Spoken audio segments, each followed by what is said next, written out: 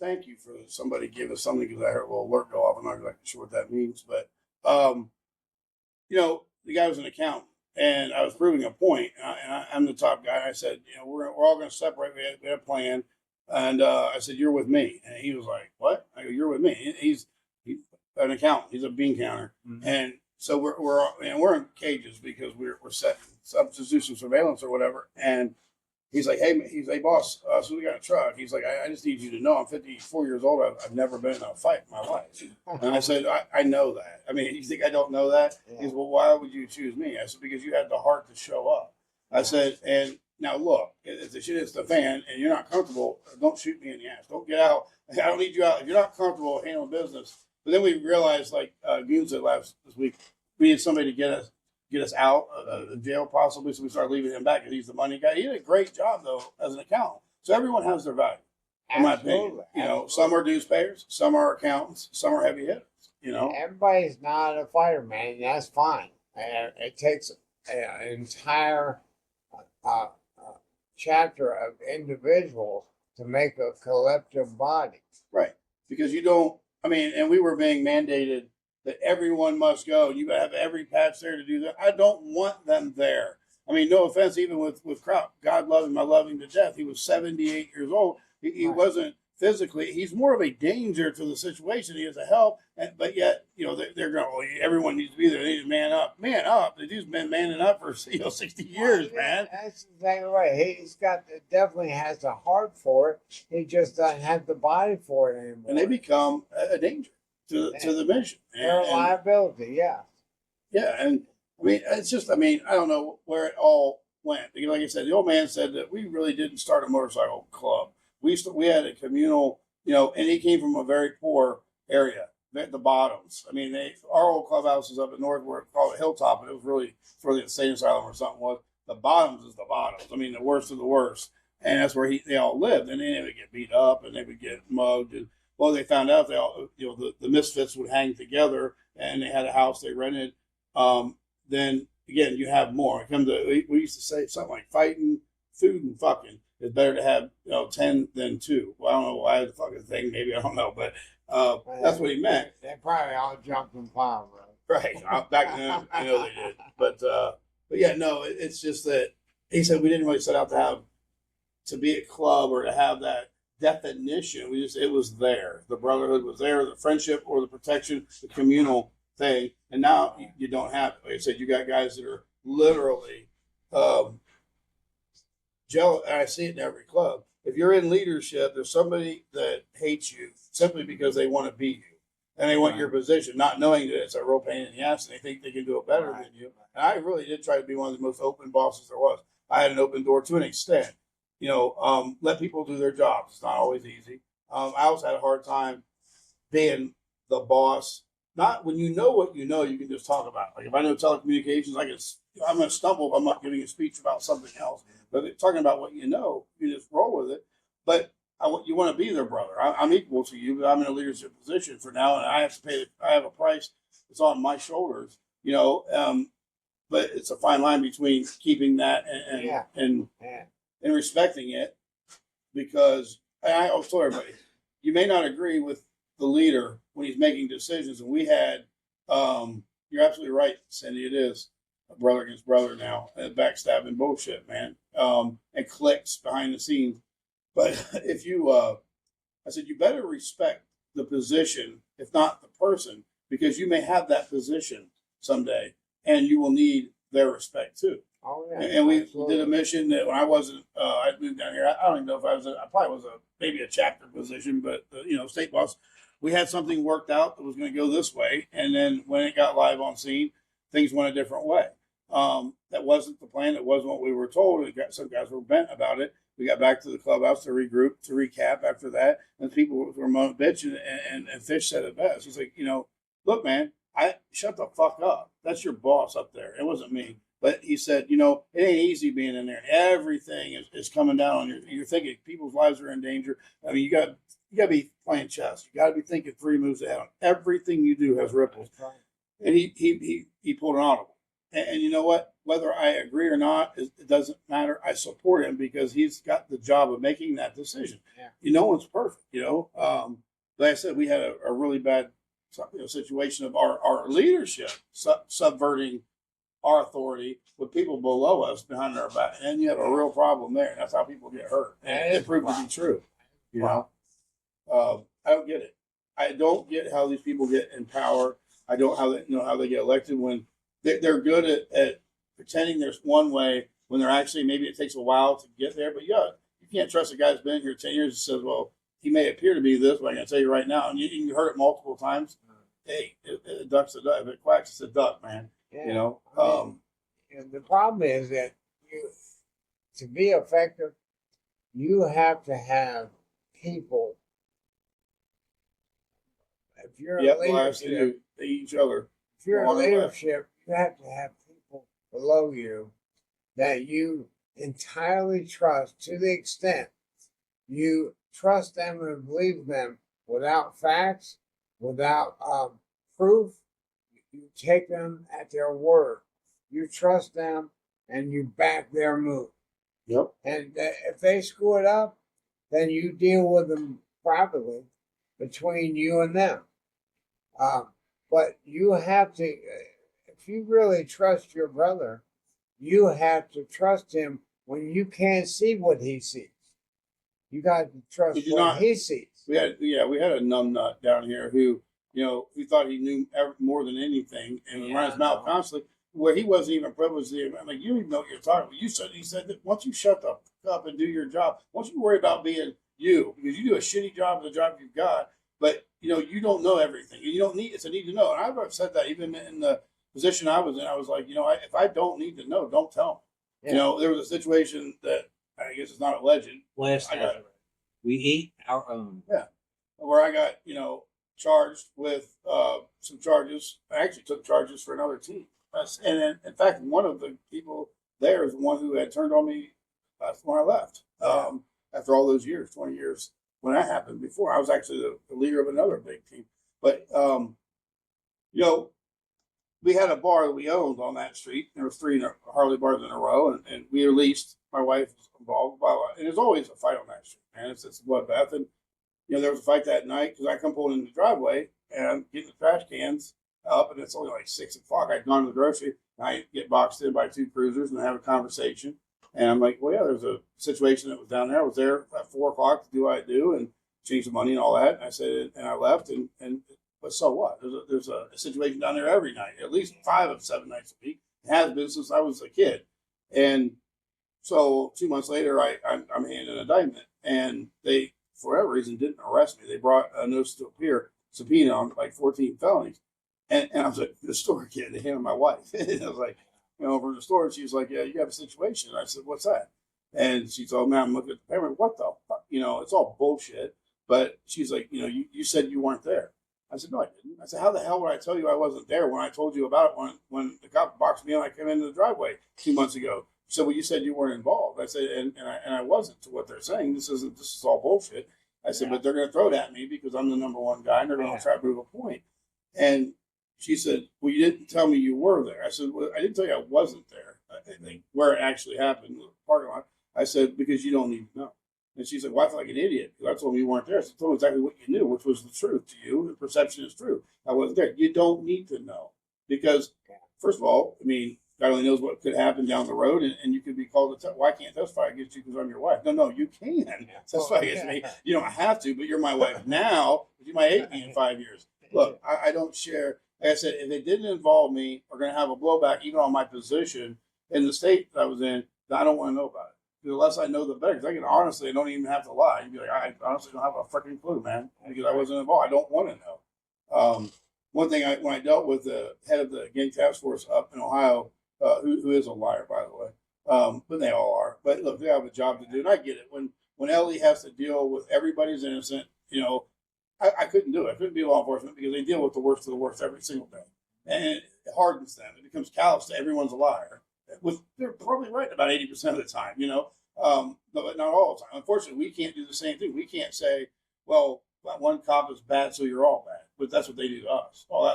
This club or that club or this section of club, is bad, so they're all bad, and they do that. They label us with that all the time, but that's a bunch of bullshit.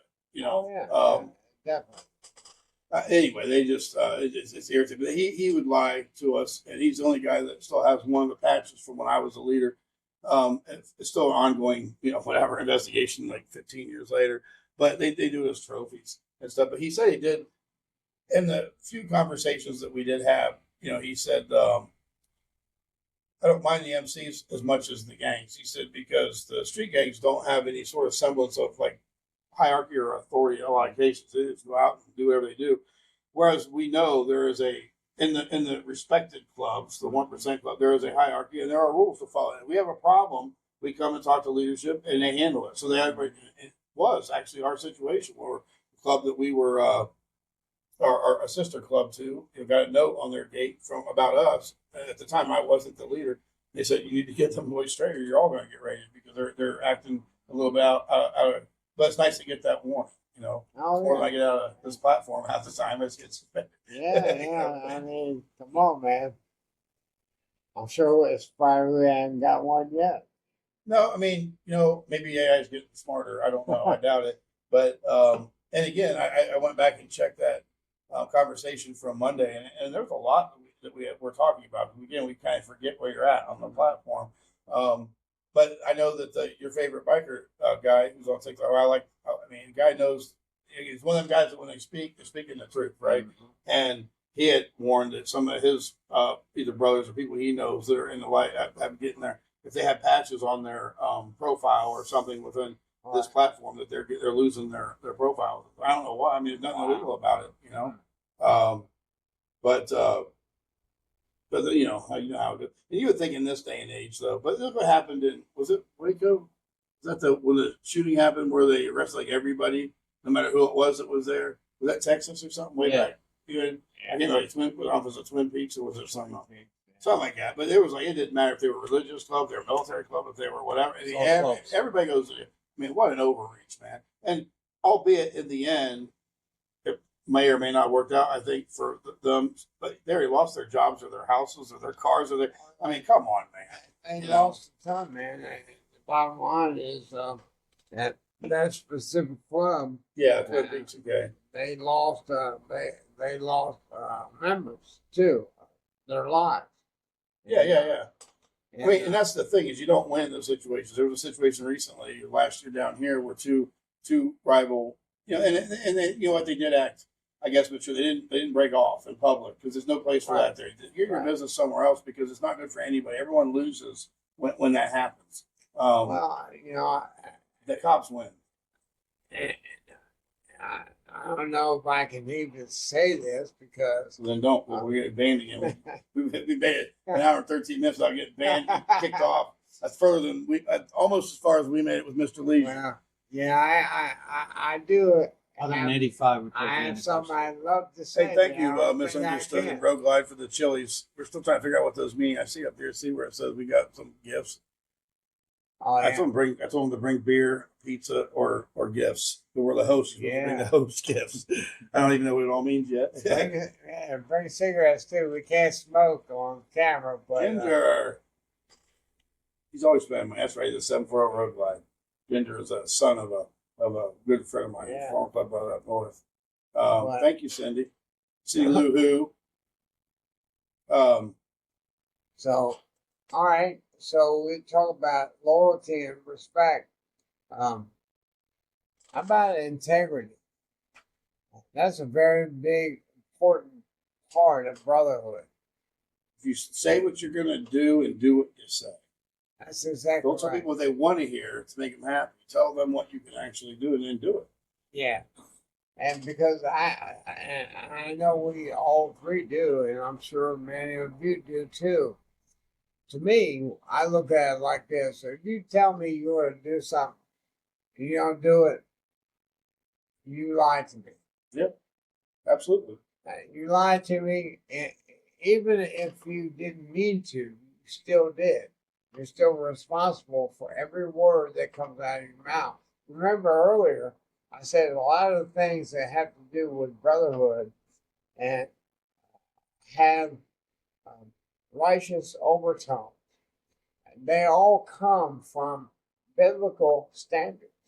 And a leader should be a servant of all. But guess what? There's another principle that says you are snared by the words of your mouth. If you say it, you either need to do it, or you say, I don't think I can. I can't promise you that. I'll try my best, but I can't guarantee I can do that. I'm just letting you know I can't promise that. That's way better to say that no problem, I got you, bro. Because if you say you got me, and you don't, you're a liar. Well, then you'll have sometimes situations change. There was somebody who was on here a minute ago. I don't know if he's still on or not. Yeah, he is. Who took a position of importance, and he was with me a lot. He really looked out for me, and it was his job too as well. But when some situations at home may have changed, is exactly right. 1% of life, brother is only as good as his word. I think any man or woman is only as good as their word. They want to tell you what you want to hear, not the truth. Sometimes that truth comes with bitterness. We get to say, I'm sorry, I can't do that. You got to be able to be truthful both ways. But, when his situation changed at home because there was with family, quickly, he's like, I'm not going to be able to fill that role in the way it needs to be filled. I need to take a minute. I have mad respect for that. Or guys that need to step back for a second and step out of that position. Please, what pisses me off more than anything in the world, don't take a fucking position and then don't do it. Because now you're holding the position up from somebody who was willing to do it because you wanted the fucking position, but you're not willing to do the job. For what? I don't even know. Power, prestige, the title? I don't know. But I have mad respect for people that come and say, I need to take a minute. Or I can't do this in the capacity it needs to be done. I'm not the guy right now. And I had no beef with that, man. Because I would rather know that, especially when it came to, some security situations and things, because, people can die, Exactly. Exactly right. And if you're in a position of leadership and you don't do those things, you're compromising the very position itself. Yeah. And we do that, everybody else, and nobody's going to respect not just you, but the position from then on out. It's going to take a very stand-up dude to come in and fill that role because you've ruined that role.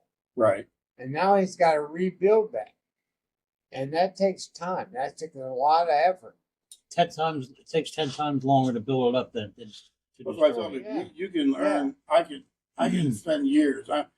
My one objective, and so again, I tried to teach, re-earn the respect of the people you come in contact with every fucking time you come in contact with them. I don't care how many times you come in contact with them. If you remember when you first met them and you wanted to earn their respect and you're righteous and you're real and you do what you say so you're going to do that every single time that you see them. And then over the course of time, a year, 10 years, you get a reputation of being one righteous and integrable mofo. And that's what I did with the leadership of the clubs that we created the relationships down here, so that when I stepped out and a bunch of buckets of lies were thrown at me, they knew they didn't even blank. It's not even like, oh, we question that. They're like, not even a chance of fucking hell. The guy you're talking about, he did that.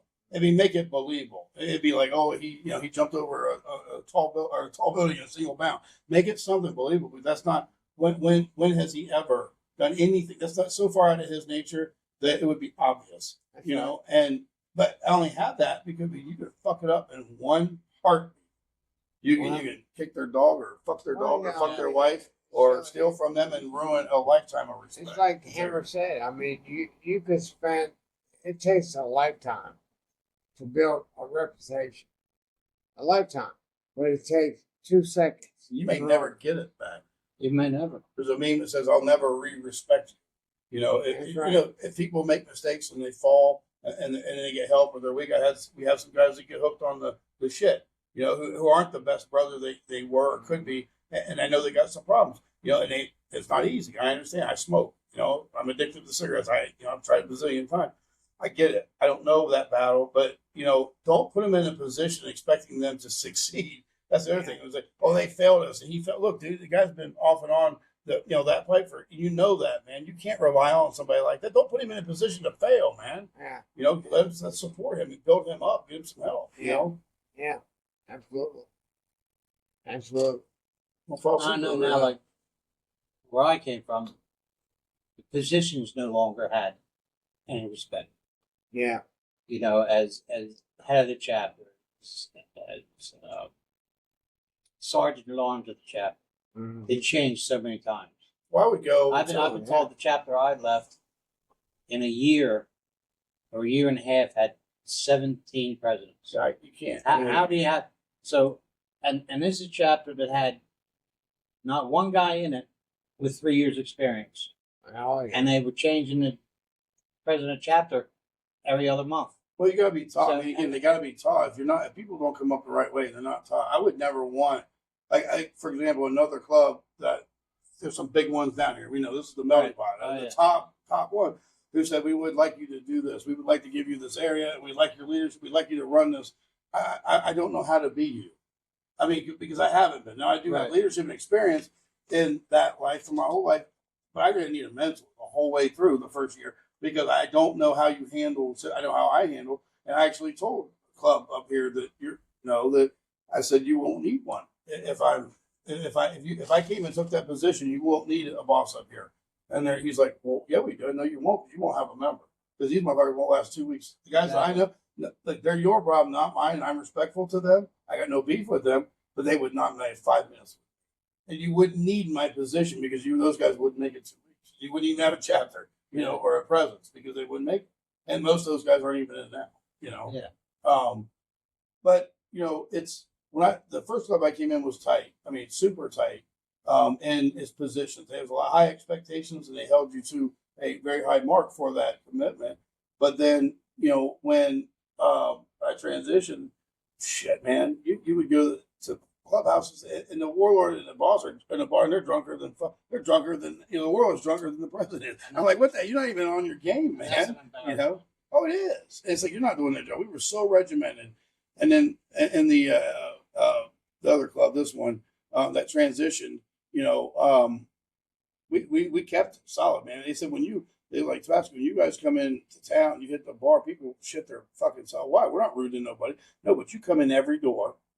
There are people with their backs against the walls of the door. I mean, we're out in public. Don't relax because you're a target. If LE, you're a target to other clubs, you're a target to dumbass citizens, and don't get twisted because, stay on your game. Besides, you want to represent professionalism.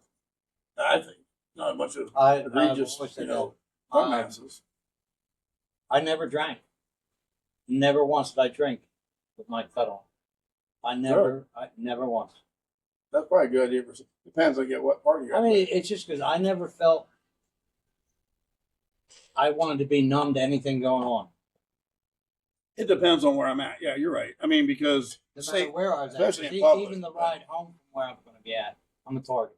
Well, no, you absolutely are. I mean, and that's the thing is that we rolled over to this one. We left the other one. It was like two Sundays, I think. I know one, and somebody got moonshine. It was a hot day. You start drinking that apple pie or electric lemonade. Yeah.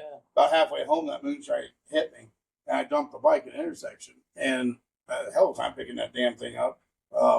And I had my camera on me, and it could have been ugly. I lifted it as I heard sirens coming. And busted it, a block and a half, and then dumped it in the front yard. But I was told by two warlords not to ride. I'm the boss, and I said, well, and I was pulled up by my boss. We had just transitioned. He said, why did you ride your motorcycle home? I said, because I was drunk. And he said, well, didn't two warlords tell you not to ride? I go, yeah. I think you should punish them. And he's like, what? He said, why did you listen to him? I said, because I was drunk. Why did they let the drunk guy win the argument? I said, they should have knocked me off my bike. Well, you're their boss. I'll take a black eye over a felony or if I can get killed on the way home, man. Yeah. And we've had to do that with guys, pull their plug wires or we've done it for other clubs. Yeah. We've actually literally taken leadership and mid-level and high leadership home from our clubs in a cage because they're too twisted. Look, man, it takes a second. We all know that. Me and actually the one fellow that was on here, I forget his name or his username because I get real twisted on that, but he his dad and I were at a bar on a Sunday, and the guy that used to hang out in our bar sometimes was with his buddy. And they were, boy, they were fucking twisted. And he kept dropping his keys and shit trying to get his bike. And his buddy gets on the bike that came in on, and he jumps out it, and he goes out the parking lot and hits the street. He's sitting there, and this guy is just fumbling, man.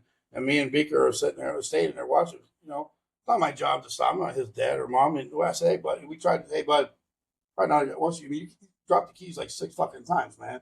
Well, his buddy that we did know came back in the parking lot, and he's like, "Oh, yeah, he's fine." I go, "No, he ain't, man. He is shit faced." And he's like, "No, he rides like I said, whatever. 15 minutes. We have to call him." There's an instance in Up New the road- up Jersey the where road. we actually had to physically pick up and carry a leader to a motel room, put him in there for the night. And that's embarrassing. To get that way out in public, and this was at a public bar. It's bad enough if it happens at another club's bar. Yeah. Now you embarrass us in front of that club. It's happened at our Oh, clubhouse. sure, it's happening at every clubhouse.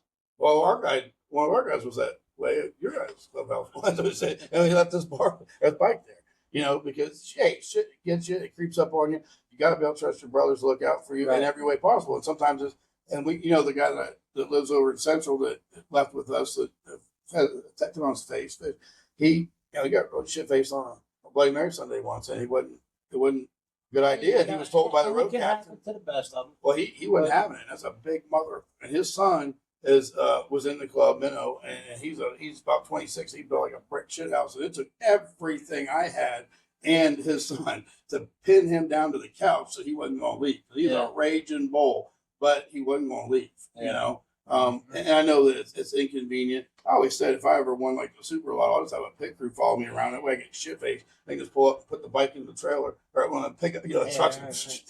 Oh, we gotta get Tabasco again. Be like Arthur in the back of the original Dudley Moore Arthur in the back of the Phantom, drunk as shit, out the window or whatever. But a lot of it is holding each other accountable, being there for each other. But I have guys that in other clubs that supported me better than the ones on my own. Isn't that crazy? But then again, it's not really that surprising because real is real, and it does. Again, it's in the heart. It's not on the back. Well, it goes all the way back to the quality over quantity. Because if you remember, I know I do, back into the prospecting hang around days, I was specifically instructed back then. Hey, we're going to this clubhouse tonight. And whatever you do, don't get drunk in there and pass out. Because there's no guarantees what might happen to you if you get drunk and pass out in there. So I learned everything. It's just like you learn everything you need to know in kindergarten, man. Mm-hmm. That's why the probate period is so important. I wouldn't have and hang around because I hung around 10 months. I never asked to probate. I was asked.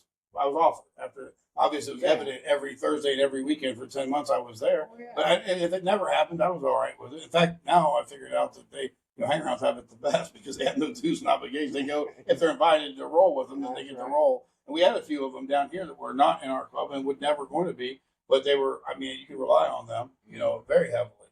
In fact, I've been in places where they stepped right the fuck up when I was by myself.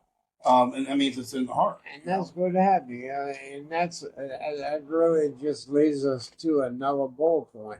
We're talking about a lot so far, but I know that Glass had mentioned this on one of his comments.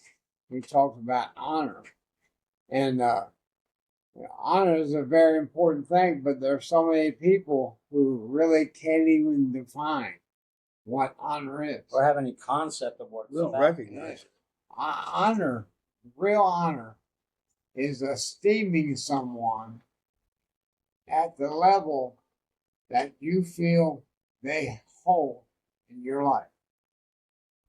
And that can either be very high honor, a very high ranking, a very high esteem, or if you treat them like crap, that tells them and everybody else how you really feel about them. Mm-hmm. So honor is a level of esteem that you place on someone and the value they hold in your life, whether it's an individual or a club. That's what honor is. And you're right, there's not a lot of honor anymore, Blanche. They don't honor your life no more. They say they love you like a $15 an hour. That's right. I wrote a song about that. That's It's so right. beautiful. It's so beautiful. But remember that. It's the honor is the esteem that you place on a person or an individual at the level they hold in your life.